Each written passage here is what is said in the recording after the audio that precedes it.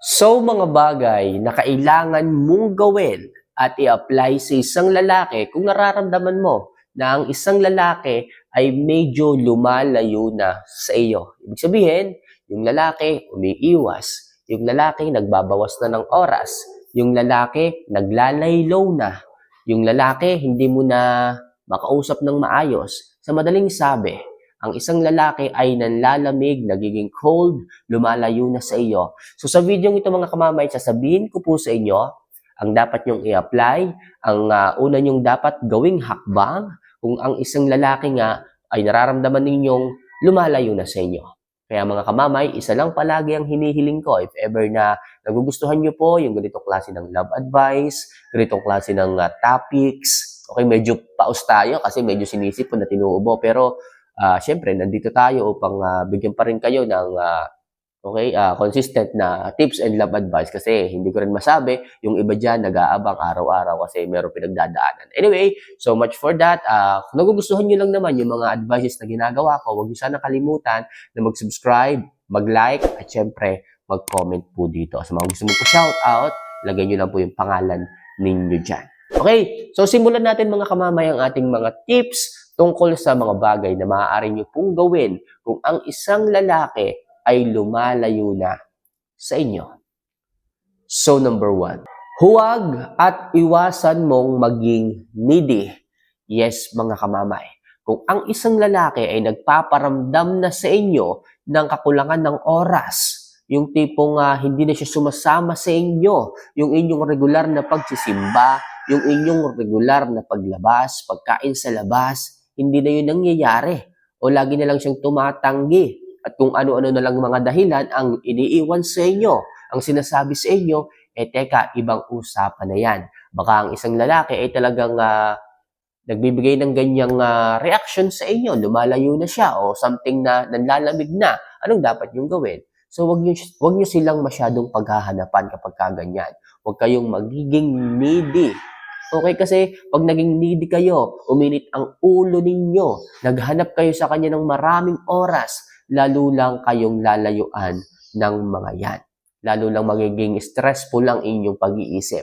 Anong magandang gawin? Di wag kang maging needy. Hayaan mo muna siya. Okay, mag-improve ka. Marami kang maaaring gawin. Improve mo sarili mo. Kung nararamdaman mo, na-feel mo na parang hindi na siya kagaya ng dati. Hindi na siya yung lalaking nakilala mo noon. Na andyan yung effort, kabi-kabila ang surprises, kabi-kabila ang magandang mga regalo. Pero ngayon, parang wala na eh. Hindi na nagme-message, hindi na nag-good morning. Medyo masakit to. Hindi lang pala medyo, talagang masakit to na nagbago na yung lalaking nakilala mo noon. So, huwag kang maging needy. Huwag mo siyang hanapin. Imbes, mag-improve ka ng sarili mo, mag-ayos, magpaganda, at pag nakita niya na maayos ka, maganda ka, nag-i-improve ka araw-araw, makakaroon siya ng takot sa kanyang sarili na ituloy yung kanyang pag-iwas sapagkat hindi worth it na iwanan yung gantong kagandang babae. Pero kung ikaw ay nilalayuan na nga, tapos stressful pa ang mukha mo, tapos nakita mo, nalosyang ka pa, paano babalik yan? Okay? Paano niya iisipin na hindi ka dapat niya iwanan? Di ba? Kailangan mag-self-improve, magpaganda, mag-ayos, at huwag kang magiging needy sa kanya. Okay? Yan yung una yung kailangan gawin. Huwag at iwasan yung maging needy sa isang lalaki. So next, kamustahin siya sa isang mahinahon na paraan. Kung alam niyo talaga na talagang nagiging cold na siya eh. Kung alam niyo na talagang umiiwas na siya eh. Kontakin niyo siya, makipagkita kayo, at kausapin niyo siya sa mahinahong paraan. Tanungin niyo, babe, bakit ganito na tayo? Bakit parang hindi ko na maramdaman yung oras mo? Bakit hindi ko na maramdaman yung presensya mo? May nangyari ba? May nasabi ba akong masama? Gusto ko lang malaman. At gusto ko sabihin mo rin sa akin para makapag-adjust ako. Kung may pag-asa pa ba to? Kung ano, hindi ko maintindihan. Kausapin niyo po siya sa mahinahong paraan at sigurado po ako na ang isang lalaki ay magsasalita dyan. At kung sa panahong kinakausap niyo siya at hindi pa siya makapagsalita, huwag niyo siyang pilitin. Okay? Hayaan niyo muna siya. Pero iwanan niyo siya ng isang mensahe. Sabihin niyo sa kanya ay, Kung ano man yung ating pinagdadaanan ngayon, kung may problema ka, nandito lang ako. Sabihin mo, handa naman kitang unawain, handa naman kitang intindihin. So, ganun mga kamamay. Para sa ganun, ang isang lalaki ay mag-isip. Okay? Na matured ka pa rin mag-isip, okay, sa kabila ng inyong pinagdadaanan. Hindi yung aawayin nyo. Bakit ba ganito? Bakit ganyan ka sa akin? Di ba kita ano? Huwag ganun mga kamamay. Huwag niyong uunahan ng galit. Magpaliwanag sa isang mahinahong pamamaraan, kausapin siya sa isang mahinahong pamamaraan para sa ganon, hindi po pagsimula ng away. At baka kung dahil hindi lang babalik ang isang lalaki sa inyo, dahil ganyan ang inyong ugali, kailangan maging kind, maging mabait pa rin kayo in a good manner na i-approach niyo po sila.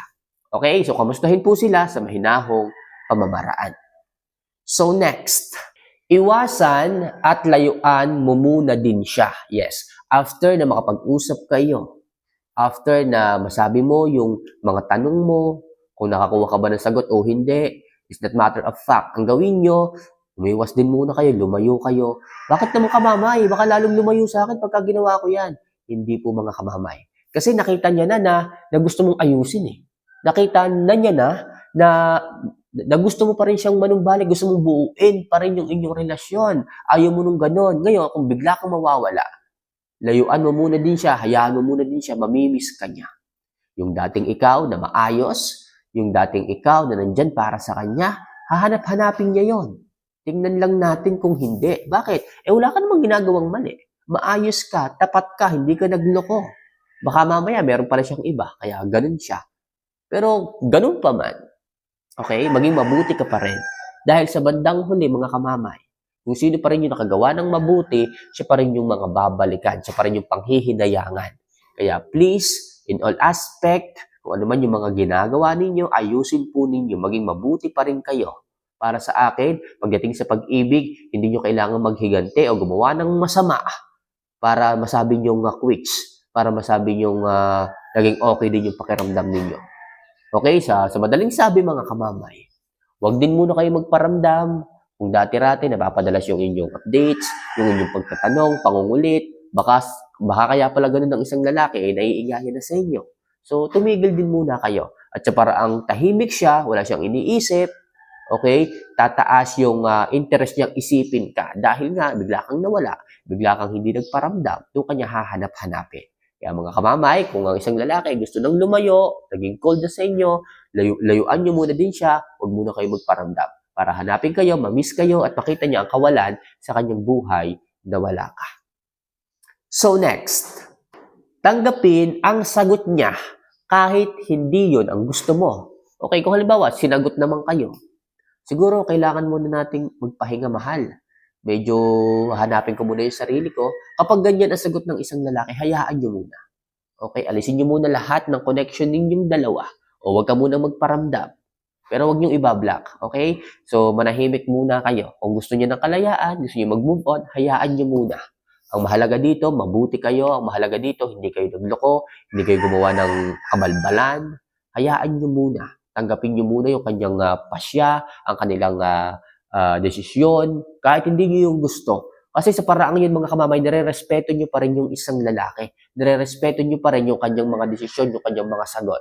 At that time, makikita ng isang lalaki na mahal mo pa rin talaga siya. Kahit na hindi yun kasasaya ng puso mo, ibinigay mo sa kanya. Yung kagustuhan niya, maging masaya lang siya sa iyo. And last, bumalik ka sa sariling mundo mo.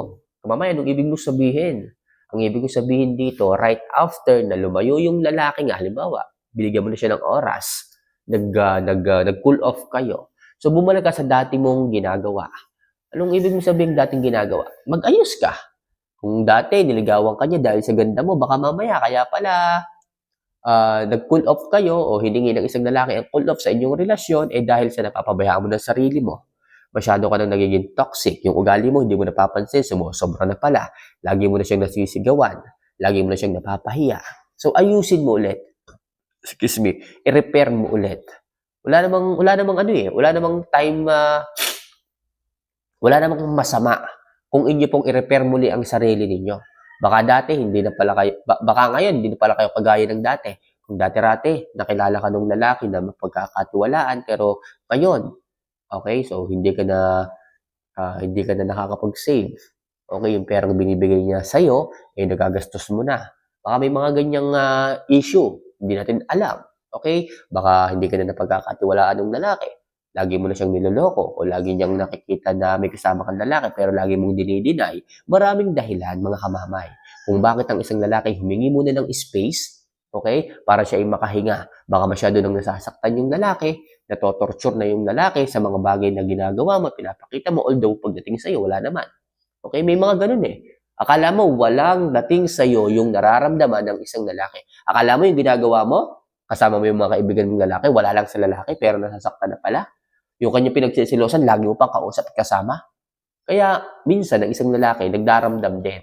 At itinototal na nung lalaki sa paghingi niya ng pull off ang lahat-lahat ng sakit. Kaya mga kamamay, irespeto niyo po yung lalaki at syempre i-repair niyo po yung inyong mga sari-sarili.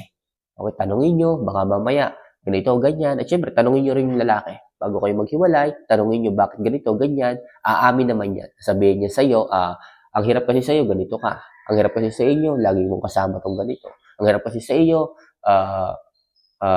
lagi ka ng gabi kong umuwi. So, yung mga ganung bagay, mga kamamay. Okay, so yun lang muna sa ngayon, mga kamamay, ang mga bagay na kailangan nyong gawin. Kung ang isang lalaki ay lumalayo na sa inyo, nagiging cold or inconsistent na yung effort, gawin niyo po muna itong mga love advice na aking i-share and hopefully makakatulong po ito. Okay? So mga kamamay, if ever na nagugustuhan at nagustuhan niyo po yung mga love advice na ginagawa ko, huwag niyo sana nakalimutan na mag-subscribe, mag-like at mag-comment din po dito para makilala ko rin po kayo at maging part din po kayo nitong ating munting channel.